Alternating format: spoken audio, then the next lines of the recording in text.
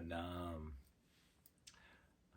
In this video, I wanted to talk about plant medicine and how it is such a beautiful, beautiful tool to unlock consciousness and to experience the interconnection of everything and to experience God consciousness, experience the feeling of connection to God. Yet, it can also be a trap and it can be a crutch. And I've watched over the past decade of sitting in ceremony in early years myself and others chasing ceremony, chasing high, chasing the experience of God and not knowing how to get there without these. And so I wanted to talk a little bit about that. In the Piscean age, the awareness was God was outside of you, and we had to go to the guru, go to the teacher, go to the priest to commune or connect with God. In the Aquarian age, God is inside us. God is everything, and we don't need anything to get to God. So the polarity of that is that in the Aquarian age, we have all of these tools, and there is no right or wrong. There is no poison or medicine. Everything is a poison, and everything is a medicine. And it is how we use them or how we abuse them that makes it that way. And so how does this affect us? Well, I was talking to a buffalo dancer at Sundance, Santi from New Mexico, and he was talking about how his only medicine that he uses is Sundance and Sweat Lodge. And these are non-plant medicine ceremonies that allow us to surrender and connect.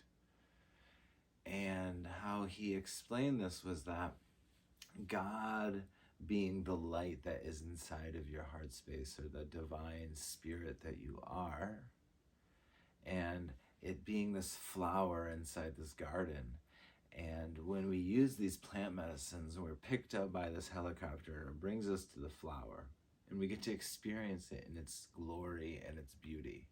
Yet when the medicines start to wear off, we get picked up and dropped back into our body without the understanding of how to get there. And so then we become reliant on, or we become dependent on, or we become in more separation from life because we don't have the roadmap to get to these things or get to the flower. And that is where meditation, that is where Sweat Lodge, that is where devotion, bhakti comes into play. I really enjoy Kundalini because it is an activated space of breath and mantra and movement and stillness that brings unity into the self and allows us to connect, activate the nerve ganglia, activate the cerebral spinal fluid, the crystalline structure that is drawing in the light and activating enlightenment or conscious embodiment and liberation. And so these are two hands that get us to the same space. And without the integration, without the self-work, we don't know how to get there. But sometimes we need the medicines, the plant medicines, to show us what there is. And so here at Thousand Suns, we integrate both of these. We have medicine ceremonies, and we provide sacrament and medicine for our community so that they can move through these tough spaces and find a deeper connection to themselves.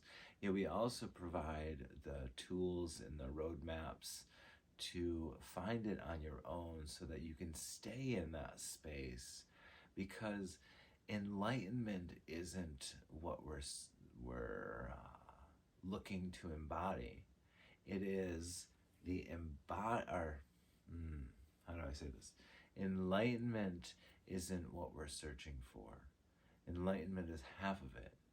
It is the embodiment of enlightenment that is the true liberation and the true space of samadhi, when we can flow in and out of consciousness and realize that we're always conscious, we're always God self, and that is the security and surrender that provides the most expansion in life.